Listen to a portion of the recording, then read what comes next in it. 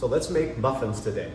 So we're going to use what's called the muffin mixing method. And the muffin mixing method is very simple. We're going to take all of our dry ingredients and we'll place them in one bowl.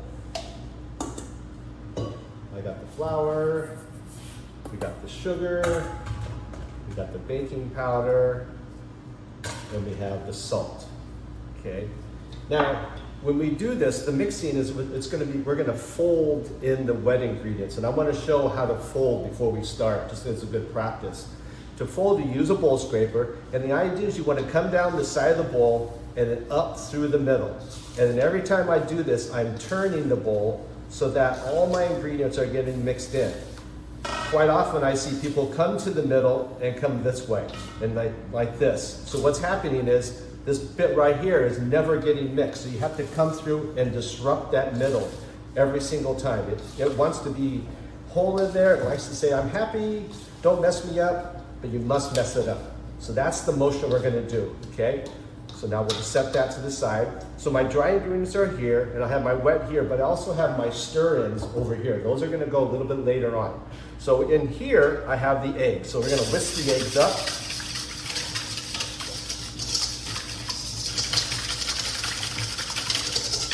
And to that, we're going to add the milk and the vanilla extract.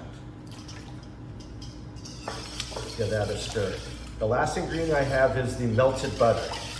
Now I only want to put the melted butter in here when I am absolutely ready to start mixing.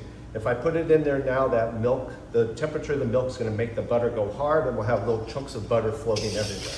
So when we do this, it has to be a quick motion from here to there and start mixing instantly. So I'm going to start that now. So I have the butter, add it all at once. Don't drizzle it in there, not necessary.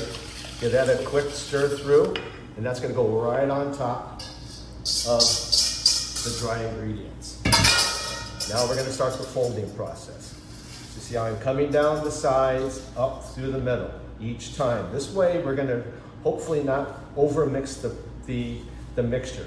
Overmixed muffins will result in what's called tunneling. It's a little like a termite tube right in the middle of the muffin itself.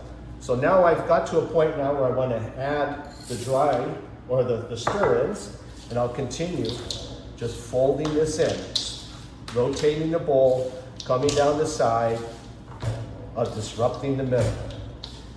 It's okay to have this a little undermixed because we will continue on a little bit more. And just about there, and I'm happy with that. I see little bits of flour here and there, but nothing really to worry about. Okay, now I'm gonna take the glove off. Now to scoop a muffin, what's important is if I start just scooping like this, what's gonna happen is I'm like mixing the muffins more. So what I wanna do is I'm gonna take the scoop, and I'm just gonna come just off the side, right up the top. So I'm not disrupting the entire bit. I'm just taking from the side in the same technique. We're just going to kind of slowly bring it in without over mixing our muffins. And hopefully we'll have a wonderful muffin that you can serve to your friends and family and enjoy every day of your life. Muffins.